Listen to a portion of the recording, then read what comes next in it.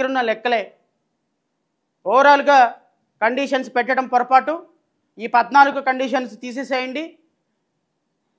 ఎవరో government employee ఉంటాడు, government employee యొక్క పిల్లోడికి ఇవ్వటం కూడా కరెక్ట్ కాదు, తీసేయండి, నో ప్రాబ్లం.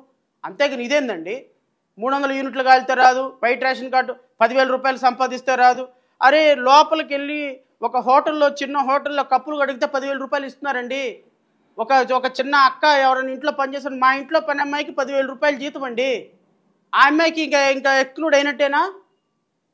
సో దేర్ఫోర్ మీరు దయచేసి రాష్ట్ర ప్రజలను మోసం చేసే కార్యక్రమం చేయొద్దు. ఇంకా ఉన్నాయి చాలా. ఇంకా సూపర్ 6లో నెలకి 1,500 రూపాయలు ఇస్తానని చెప్పి మాట ఇచ్చారు. ఇంతవరకు దాని మీద ఏం ప్రామిస్ కరెక్ట్గా ఇంకా ఇంప్లిమెంట్ చేయాలి. వస్తాం, 1 by 1 వస్తాం, ఏం కంగారం లేదు. 1 year అయింది, ఇంకా 4 సంవత్సరాలు ఉంది. 4 సంవత్సరాల్లో రోడ్ల మీదకి వచ్చేది ఉంది, ముఖ్యమంత్రి ఇల్లు ముట్టడించేది ఉంది, కూటమి ప్రభుత్వాన్ని రోడ్డు మీదకి తీసుకొచ్చి ప్రజల ముందు ప్రశ్నించేది ఉంది, రాజకీయ పార్టీలన్నీ కలుపుకొని రౌండ్ టేబుల్ పెట్టేది ఉంది, ప్రజలు చైతన్యపరిచేది ఉంది, ఇంకా చాలా ఉంది సినిమా ముందు. అప్పుడే ఎట్లా, ఇంకా ఓన్లీ ట్రైలరే జరుగుతుంది, ఇంకా పేర్లు పడి 1 year అవుతుంది. ఇంకా 4 సంవత్సరాల పాటు చూద్దాం.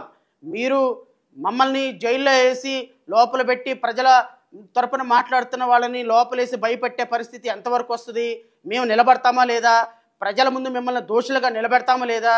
ఎలా అయితే చెప్పి ప్రామిసులు చెప్పి ఈరోజు దొంగచాటుగా పక్కకి వెళ్ళిపోయి ప్రజలను మోసం చేసి సంపద సృష్టిస్తామని లక్షల కోట్ల అప్పులు ఎలా చేస్తున్నారో మొత్తం తీసుకొస్తాం.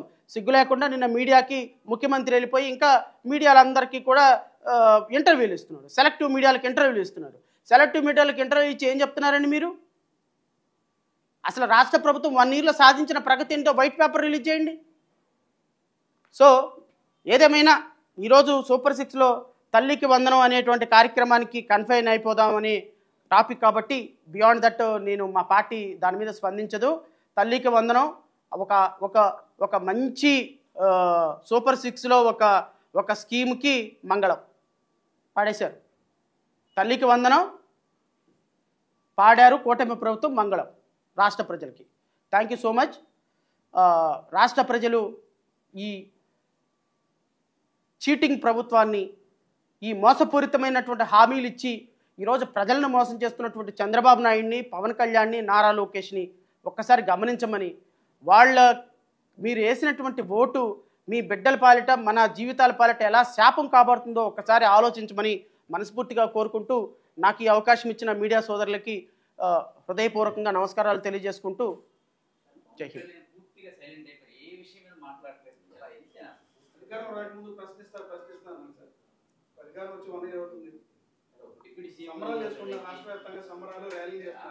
అదే సార్, అదే నేను అంటున్నాను. ఇప్పుడు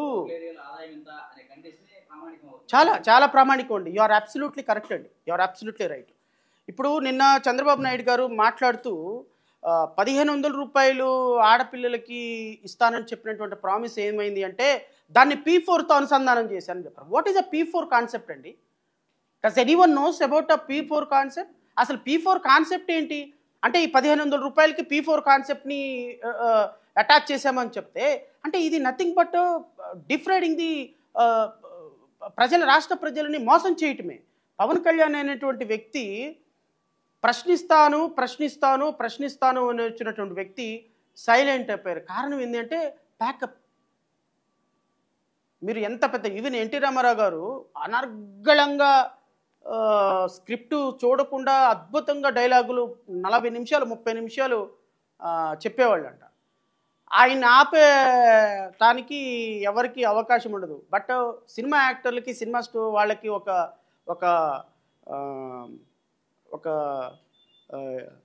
పదం వినపడితే వాళ్ళు యుద్ధం చేయరు. ఆ పదం ఏంటి అంటే ప్యాకప్. నిజం. జస్టిస్ ఆర్డర్ అని కోర్టులో ఎలా అంటే ఎవరు మాట్లాడుకుంటుంటారో, సినిమా యాక్టర్కి మీరు ఆ సీన్లో ఇన్వాల్వ్ అయిపోయి చెప్తున్నటువంటి వ్యక్తికి ఎవరైనా వచ్చి ప్యాకప్ అన్నాడు అనుకోండి, ఇంకా మాట్లాడరు. ఎందుకంటే వాళ్ళకి ఆ పదం వాళ్ళ మస్తిష్కాల్లోకి వెళ్ళిపోద్ది. సో పవన్ కళ్యాణ్ గారు కూడా జూన్ 2024 జూన్ 11వ తారీఖున ప్యాకప్ అయిపోయింది, సినిమా అయిపోయింది. 2024 జూన్ 11వ తారీఖు వరకు పోరాటం, స్క్రిప్ట్లు, స్టోరీలు, ఫైటింగ్లు, పాటలు, చీజింగ్ సీన్లు అన్నీ ఉన్నాయి. ఆ తర్వాత మళ్ళీ లేవు చూడండి. జూన్ 11 తర్వాత అధికారం వచ్చింది, ఎక్కారు, డిప్యూటీ చీఫ్ మినిస్టర్ అయిపోయినారు, ప్యాకప్. మళ్ళీ ఇవి ఎప్పుడు వస్తాయో తెలుసా? మళ్ళీ 2029లో అధికారం కోల్పోయినప్పుడు అప్పుడు మళ్ళీ సినిమా షూటింగ్ మొదలవుతుంది, షెడ్యూల్ ఇస్తారు.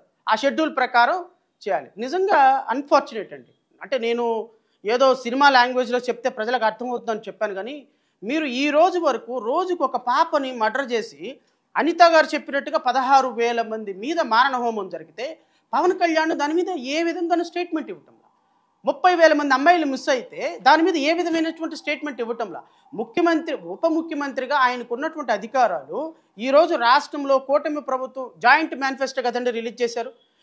ఈ ప్రతి ఒక్క హామీకి నేను ప్రాథమికంగా హామీ అని అన్నారా లేదండి పవన్ కళ్యాణ్? మరి ఈ రోజు జరుగుతున్నటువంటి 1 ఇయర్ నుంచి తల్లికి వందనం అమలు పరచకపోతుంటే నువ్వు కేంద్ర ప్రభుత్వం దగ్గరికి వెళ్ళి కూర్చొని నిధులు తీసుకొచ్చి, ఇదిగో రాష్ట్రానికి నేనున్నాను కాబట్టి ఇదిగో ఈ ఇన్స్టిట్యూషన్ తెచ్చాను, మోడీని అడిగి ఈ నిధులు తీసుకొచ్చాను, అమిత్ షాని అడిగి ఈ నిధులు తెచ్చాను, నాకున్న పర్సనల్, నువ్వు మహారాష్ట్ర వెళ్ళి ప్రచారం చేస్తావు, తమిళనాడు వెళ్ళి ప్రచారం చేస్తావు, కర్ణాటక వెళ్ళి ప్రచారం చేస్తావు, భారతీయ జనతా పార్టీకి వెళ్ళి అద్భుతంగా ప్రచారం చేసి వాళ్ళని వేరే రాష్ట్రంలో అధికారం తీసుకొచ్చుకోవడానికి ఉపయోగపడినప్పుడు ఈ రాష్ట్రానికి సంబంధించి ఒక 10,000 కోట్ల రూపాయలు ఫండ్ తెచ్చే అవకాశం నీకు లేదా? ఏ ఫండ్ వచ్చింది చెప్పమనండి. 15,000 కోట్ల రూపాయలు అమరావతికి అప్పిప్పించారు, అది వేరే రాష్ట్రాలకు ఇచ్చినట్టుగా మనకు కూడా అప్పిచ్చారు. బీహార్ చూడండి, బీహారు 50,000 కోట్ల రూపాయలు గ్రాంట్ తెచ్చుకుంది. మన నితీష్ కుమార్ ఒకటే చెప్పినాడు, మోడీ నువ్వు గనుక డబ్బులు ఇవ్వకపోతే నా మద్దతు ఉపసంహరిస్తాను. వీళ్ళకి చెప్పను నా మాట. సో పవన్ కళ్యాణ్ గారు ఆల్రెడీ ప్యాకప్ స్టేజ్లో ఉన్నారు. సో ఆయన ఆల్రెడీ ప్యాకప్ జరిగిపోయింది, షూటింగ్ అయిపోయింది. కాబట్టి ఆయన నుంచి పెద్ద విమర్శను మనం ఎక్స్పెక్ట్ చేయడం కరెక్ట్ అని అయితే నేను అనుకోవటం లేదు. సో రాష్ట్ర ప్రజలే అర్థం చేసుకుంటారు. 44 ఎకరాలు కదా అన్నారు. ఇప్పుడు తీసుకున్న దానిలోనే పూర్తి కాదా సార్? రాజధానికి 29 గ్రామాలను పూర్తి సమీకరణ పూర్తి కాదా? ల్యాండ్ పూలింగ్, మళ్ళీ ల్యాండ్ పూలింగ్.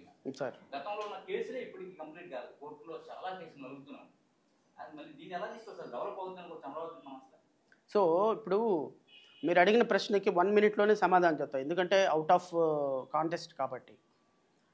మీరు 33,000 ఎకరాలు తీసుకున్న ఎకరాలకి ఈ రోజు వరకు రీకాన్స్టిట్యూటెడ్ ఫ్లాట్స్ ఇంతవరకు రైతులకు ఇవ్వాలి. రీకాన్స్టిట్యూటెడ్ ఫ్లాట్లు ఏంటంటే, ఫర్ ఎగ్జాంపుల్ మీరు నాకు ఎకరం ఇచ్చారనుకోండి, దాంట్లో మీ ఎకరానికి నేను 200 గజాలు 300 గజాలు మీకు తిరిగి ఇవ్వాలి. తిరిగి ఎట్లా ఇవ్వాలి? నేను డెవలప్ చేసి ఇవ్వాలి, దానికి బౌండరీస్ ఫిక్స్ చేసి ఇవ్వాలి. ఆ కమర్షియల్ ఫ్లాట్ అనేది మీరు వాడుకోవడానికి ఉపయోగపడేటట్టు ఉండాలి. ఈ 34,000 ఎకరాలు ఎప్పుడు 2014-15లో చేసినటువంటి ల్యాండ్ పూలింగ్లో తీసుకున్నటువంటి ల్యాండ్కి 75% ల్యాండ్కి ఇంతవరకు మార్కింగ్ జరగలేదు, వాళ్ళకి రీకాన్స్టిట్యూటెడ్ ఫ్లాట్స్ ఇవ్వలేదు. అసలు దీనికి రోడ్లు, దీనికి డ్రైనేజీలు, దీనికి ఒక శానిటేషన్ ఇంతవరకు జరగల. ఇవన్నీ జరగకుండా మళ్ళీ మీరు తీసుకున్నటువంటి 45,000 ఎకరాలు దేనికోసం తీసుకుంటున్నారు? ఏ రియల్ ఎస్టేట్ వ్యాపారం చేద్దామని తీసుకుంటున్నారు? ఏ నారాయణకి మీరు లబ్ధి చేకూరాలని తీసుకుంటున్నారు? ఏ నారా లోకేష్ బెనామీల కోసం తీసుకుంటున్నారు? సో రాజధానిలో ఇప్పుడు తీసుకున్న 34,000 ఎకరాలు యూటిలైజ్ చేయకుండా, ఇప్పుడు కట్టినటువంటి భవనాలు ప్రారంభించకుండా, ఒక్క ఎకరం చేసినా, ఒక్క ఎకరం ల్యాండ్ పూలింగ్లో తీసుకున్నా, ఆ ల్యాండ్ పూలింగ్లో తీసుకున్న ఎకరం వాళ్ళ సొంత ప్రయోజనాల కోసం తీసుకున్నారని అయితే భావిస్తాం. Thank you.